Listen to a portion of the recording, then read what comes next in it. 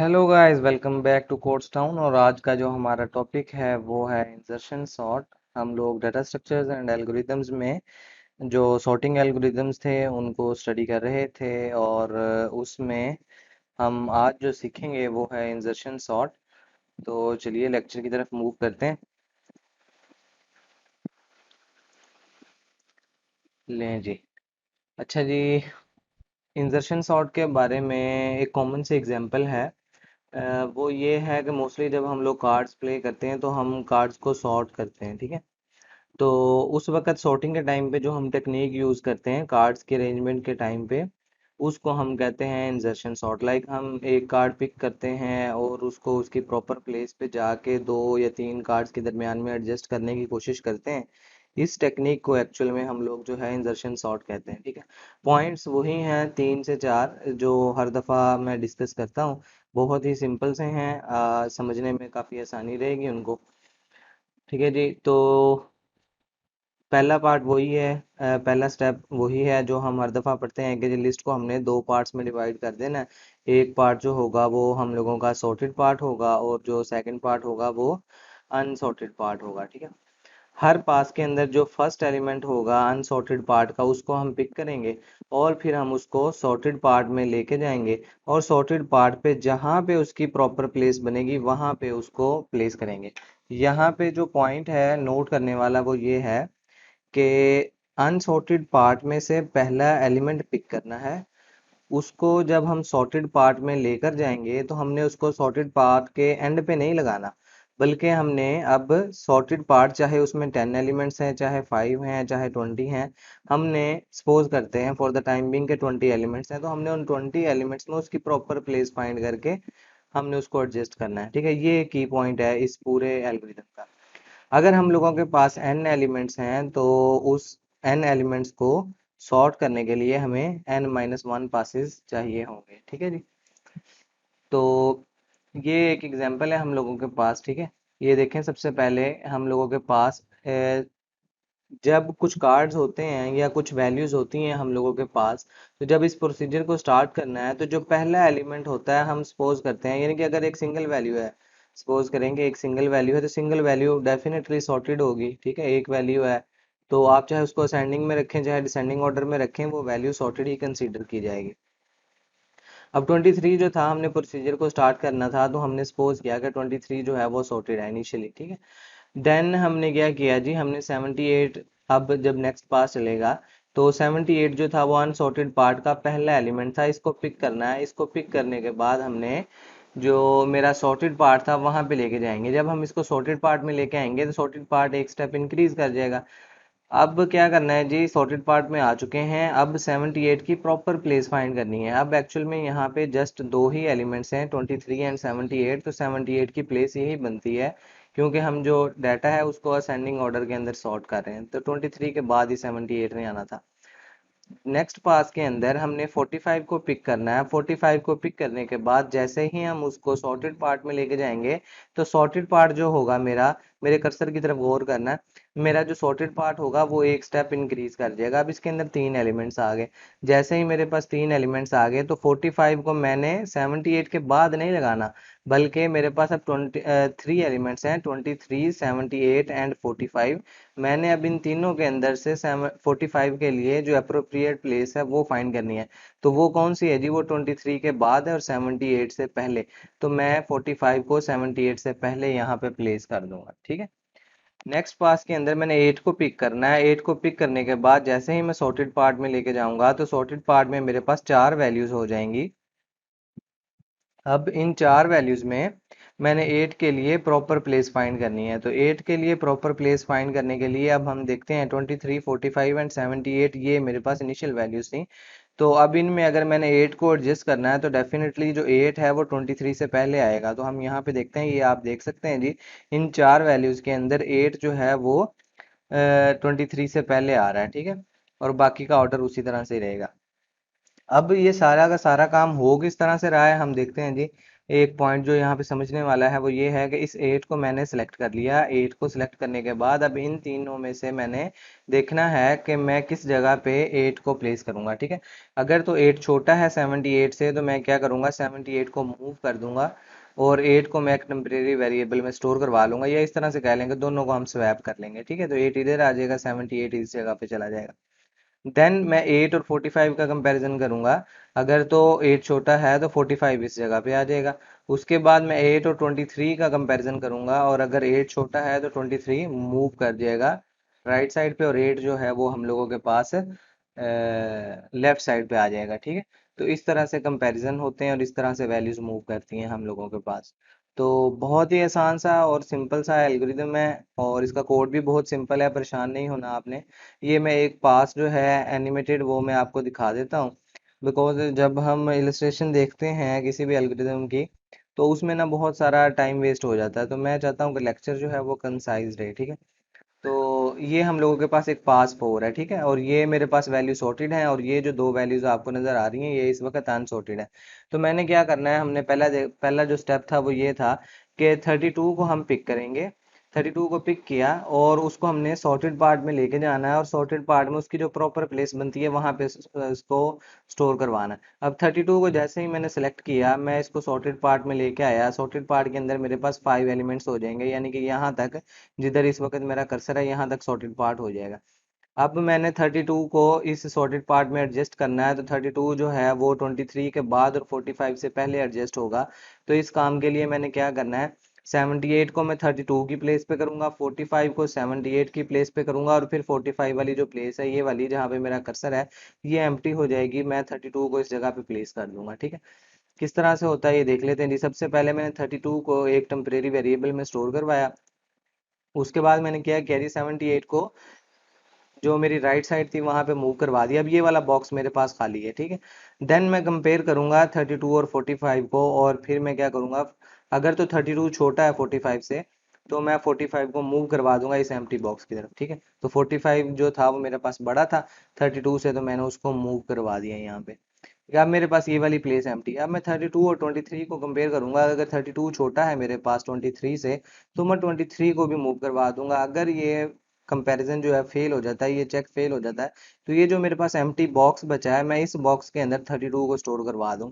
तो ये मेरे पास मेरा 32 आ गया। ठीक है जी, और ये मेरे पास मेरी फाइनल जो आइट्रेशन के बाद यानी कि पास के बाद मेरे पास जो फाइनल वैल्यूज बनती हैं वो ये होंगी। ठीक है, उम्मीद करता हूँ कि यहाँ तक आपको समझ आ चुकी होगी, और जो नेक्स्ट पास है वो आप इजीली खुद से कर सकेंगे।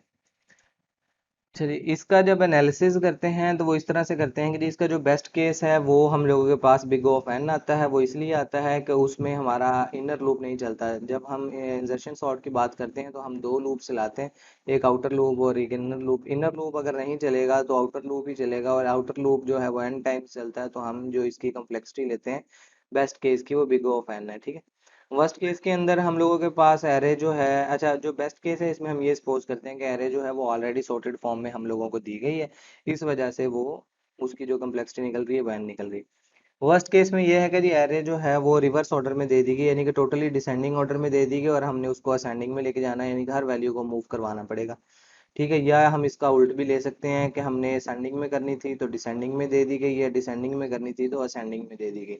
कोई भी केस हम ले सकते हैं, यानी कि अगर सारी की सारी वैल्यूज को मूव करवाना पड़ेगा उनकी प्लेस से, तो फिर हमारे पास ये वर्स्ट केस होता है। और हम क्योंकि दोनों लूप्स चलते हैं, और दोनों लूप्स जो है वो अपनी प्रॉपर पूरी पूरी आइटरेशंस जो है वो कंप्लीट करते हैं, इसलिए जो इसकी कम्प्लेक्सिटी निकलती है वो बिग O एन स्क्र निकलती है। और एवरेज केस अगर वर्स्ट केस एन स्क्र निकल रही है तो एवरेज भी हम लोगों के पास एन स्क्र निकलेगी, बिकॉज यहाँ पे एक डिस्प्यूट जो है वो राइज होता है। वो ये होता है कि एवरेज केस हम क्या कंसीडर करेंगे।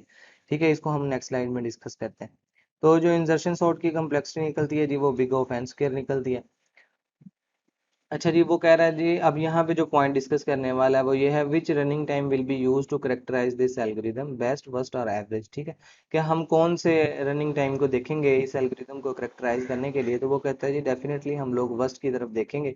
ठीक है, लॉन्गेस्ट रनिंग टाइम है ये, और it is guaranteed that the algorithm will not be worse than this. और इस ये भी चीज शो करता है कि अब इससे ज़्यादा वर्स नहीं हो सकता, यानी कि अगर सारी की सारी वैल्यूज़ रिवर्स ऑर्डर में दे दी गई हैं, अब हमने उनको सॉर्ट करना है, तो डेफिनेटली हमें सारी वैल्यूज़ को मूव करवाना पड़ेगा। जब सारी वैल्यूज़ ही मूव करवा ली, पीछे बचा ही नहीं कुछ भी, तो अब इससे बुरा और क्या होगा हमारे साथ। ठीक है, तो वो कहता है जी इसलिए हम वर्स्ट केस को कंसिडर करते हैं। देन जो नेक्स्ट स्टेप है वो ये है कि sometimes we are interested in average case but there are some problems with the average case. Sometimes कुछ दफ़ा हम जो है एवरेज केस में इंटरेस्टेड होते हैं, लेकिन एवरेज केस का जो टाइम है उसके साथ कुछ प्रॉब्लम्स हैं। वो ये है, it is difficult to figure out the average case. Average case को का अंदाज़ा लगाना कि वो क्या होगा, ये काफ़ी मुश्किल है। ठीक है, what is average input, average input क्या होगी, यानी कि जो सीक्वेंस मिलेगा हमें वो क्या होगा, कौन सा सीक्वेंस होगा, किस सीक्वेंस को हम लोग एवरेज केस कंसीडर करेंगे, ये डिस्प्यूटेड केस है यहाँ पे। ठीक है, are we going to assume all possible inputs are equally likely, possible नहीं है। In fact for most algorithm average case is same as the worst case. ठीक है, तो जो पॉइंट है वो ये है कि mostly in most of the cases जो हम कंसीडर करते हैं वो वर्स्ट केस को एवरेज केस के इक्वली कंसीडर करते हैं, लिहाजा इस केस में भी हम वर्स्ट केस को एवरेज केस के इक्वली कंसीडर करेंगे। इसलिए जो है हम लोगों के पास वर्स्ट केस और एवरेज केस का टाइम जो था वो सेम निकलता है। ठीक है, एन स्क्वायर। अब हम चलते हैं जी, मूव करते हैं कोड की तरफ। ठीक है, तो कोड के लिए हम क्या करते हैं जी, यहाँ पे सबसे पहले एक अपना फंक्शन लिख लेते हैं। यहाँ पर आ जाते हैं जी हम। अच्छा जी, फंक्शन लिखना है जी हमने, तो static void sorry insertion sort के नाम का मैंने एक फंक्शन लिखा, एरे एज पैरामीटर ले रहा हूँ। यहाँ पे जो लेंथ थी एरे की उसको मैंने एक वेरिएबल में स्टोर करवा लिया। आप चाहें तो ना भी करवाएं, ये ऑप्शनल है, ज़रा आसानी रहती है। ठीक है जी, उसके बाद मैंने जो अपना लूप था, आउटर लूप मेरा, उसको मैंने 1 से स्टार्ट किया और मैं लेके जा रहा हूँ जी इसको लेस देन n तक, और जे के अंदर इंक्रीमेंट करूंगा बिकॉज 1 से n तक जाना है, तो अंडरस्टूड बात है कि मुझे इसमें इंक्रीमेंट ही करना पड़ेगा। ठीक है,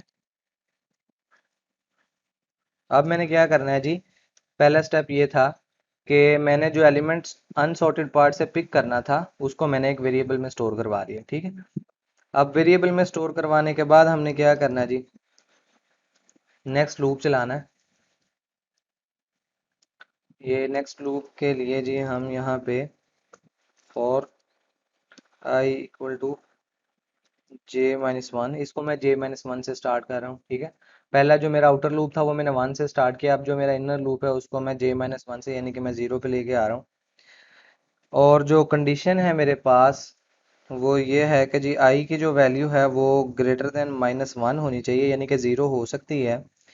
एंड जो मेरे पास है जी मेरी एरे ऑफ आई, वो मेरे पास बड़ी होनी चाहिए की से।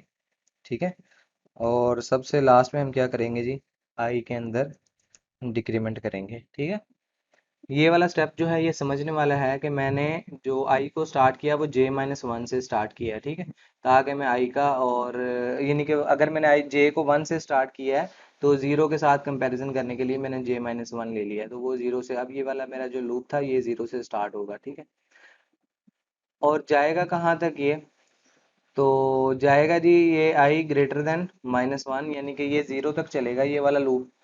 और एंड ऑपरेटर लगाया सेकंड कंडीशन चेक करने के लिए। सेकंड कंडीशन ये है कि एरे ऑफ आई की जो वैल्यू है वो ग्रेटर देन होनी चाहिए मेरे पास की से। अगर तो हमारी वैल्यू की से बड़ी नहीं होगी तो ये वाला लूप नहीं चलेगा। ठीक है, वो इसलिए नहीं चलेगा बिकॉज हमने यहाँ पे जस्ट स्वैपिंग करवानी है। ठीक है, तो अगर ये वाली कंडीशन फेल हो जाती है, लाइक जो वैल्यू मैंने सेलेक्ट की है अनसॉर्टेड पार्ट में से, जब मैं उसको सॉर्टेड पार्ट में लेकर आया हूँ और सॉर्टेड पार्ट के जो लास्ट एलिमेंट है मेरी जो की उससे अगर बड़ी नहीं है, तो फिर मेरे पास जो है मैं उसको लास्ट पे वहीं पे प्लेस कर दूंगा, मैं जो है स्वैपिंग नहीं करवाऊंगा। ठीक है, तो हम क्या करते हैं जी, यहाँ पे i+1 में अगर ये कंडीशन ट्रू होती है तो हम आई की वैल्यू स्टोर करवा देते हैं। ठीक है जी, ये आ गया काम। और जैसे ही ये वाला काम खत्म होगा तो हम इस जगह पर ये कर देते हैं जी, i+1 पे हमने की स्टोर करवा दें। ले जी, ये हमारा फंक्शन कंप्लीट हो गया। इसको देख लेते हैं कैसे काम करेगा, लेकिन उससे पहले जो है हम अपना जो मेन फंक्शन है उसको कंप्लीट कर लेते हैं जी। अच्छा जी, वैल्यूज ले लेते हैं जी। 9, 14, 3, 2, 43, 11, 58, 22। आई थिंक इतनी काफ़ी हैं। अच्छा जी, इसके बाद हम क्या करते हैं जी, यहाँ पे हम लिख देते हैं बिफोर इंसर्शन सॉर्ट।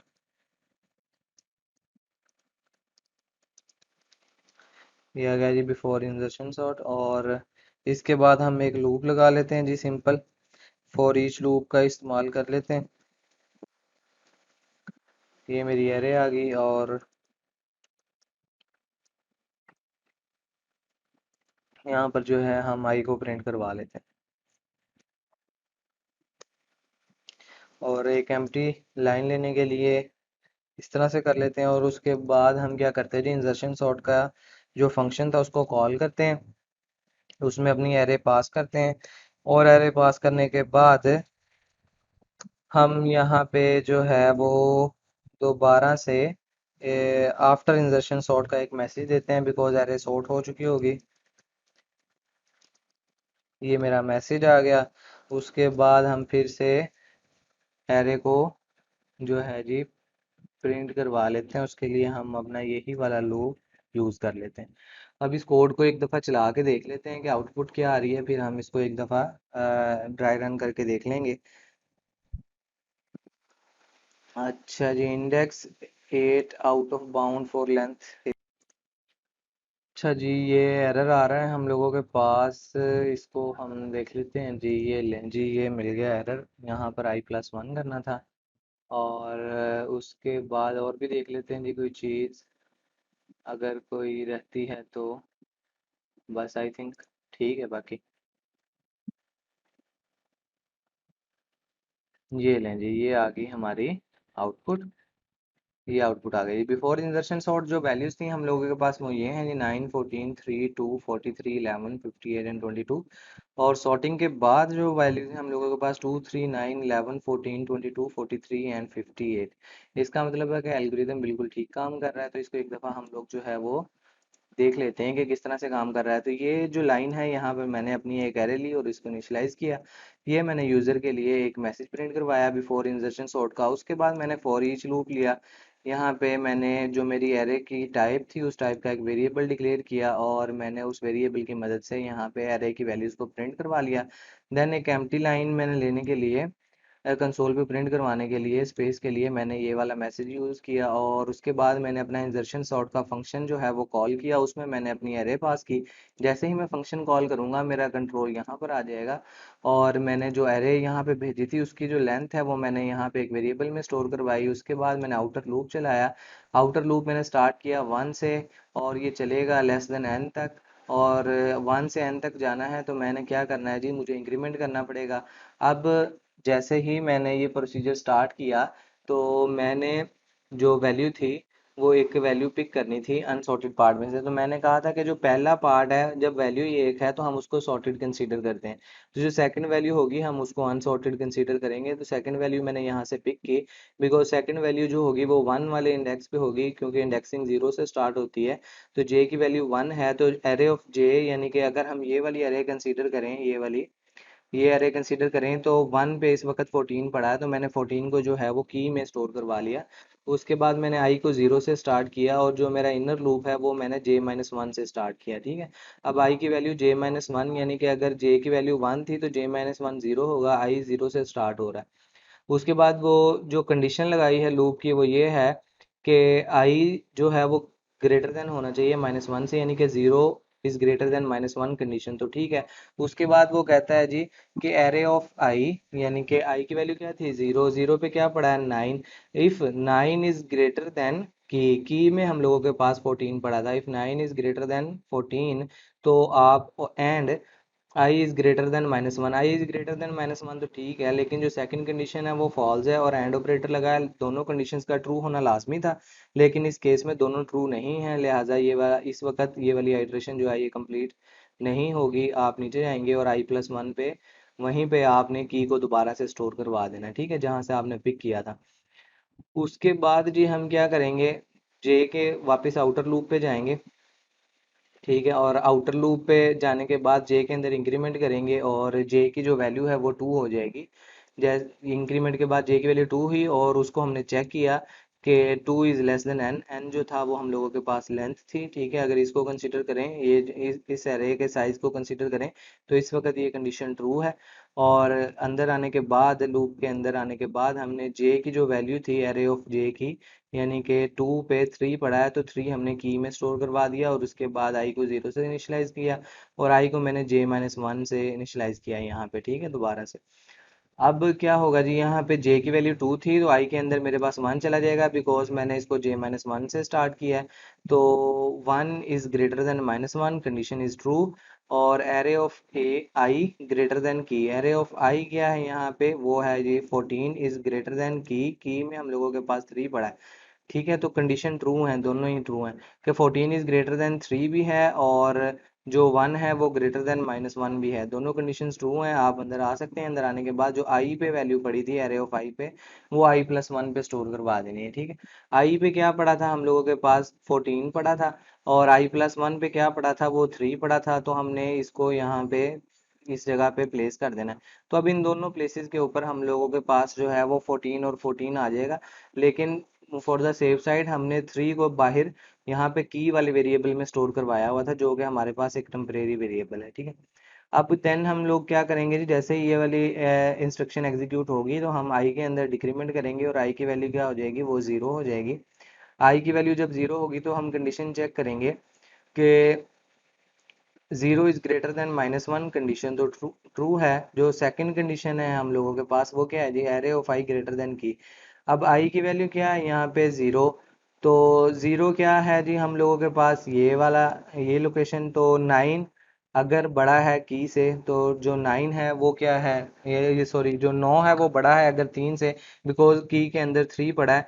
तो हमने क्या करना है जी, आई की जो वैल्यू है वो i+1 पे ले जानी है। आई की वैल्यू इस वक्त क्या है जी यहाँ पे 0 और i+1 की वैल्यू क्या है जी यहाँ पे 14, तो 9 जो है वो इस जगह पे आ जाएगा। अब 9 इस जगह पर भी है और इस जगह पर भी है, ठीक है, तो और 14 जो है वो जस्ट इस जगह पे रह गया, तो यानी कि 14 का जो एक इंस्टेंस था वो हमने ओवरराइड कर दिया, तो अब 9 दो जगह पे आ रहा है। अब एक्चुअल में ये वाली प्लेस जो है ये अब हम इसको यूज करेंगे, ठीक है। अब जैसे ही हम आई के अंदर डिक्रीमेंट करेंगे तो वो -1 हो जाएगा, -1 is not greater than -1, condition false हो जाएगी, आप लूप से बाहर आएंगे। लूप से बाहर आने के बाद आपने i+1 पे की को स्टोर करवा देना, ठीक है। तो इस तरह से हम जो है अपनी वैल्यूज को जो है वो सॉर्ट करते जाएंगे और नेक्स्ट पासिस के अंदर जाते जाएंगे, ठीक है। बहुत इजी सा और इंटरेस्टिंग सा ये एल्गोरिदम है। ट्राई रनिंग जब हम करते हैं तो काफ़ी सारी चीज़ें क्लियर हो जाती हैं और ये एक बहुत अच्छा जो है मेंटल एक्सरसाइज भी है, बहुत अच्छी करनी चाहिए। इससे काफ़ी सारी आपके जो इश्यूज हैं प्रोग्रामिंग में वो रिजॉल्व हो जाते हैं। इसी वजह से जो है हम लोग डाटा स्ट्रक्चर्स एंड एल्गोरिदम का जो कोर्स है इस पे इतना ज़्यादा फोकस करते हैं। तो ये आज का हमारा लेक्चर था। अगर आपको आज की वीडियो पसंद आई हो तो प्लीज़ इसको ज़रूर लाइक कीजिएगा, और अगर कोई मिस्टेक हो इसमें या आप कुछ ऐड करना चाहते हो या आपकी कोई कन्फ्यूजन हो, कोई माइंड में एम्बिग्यूटी चल रही हो, तो आप ज़रूर पूछिएगा, ठीक है। तो मिलते हैं नेक्स्ट लेक्चर में, टिल देन अल्लाह हाफिज़।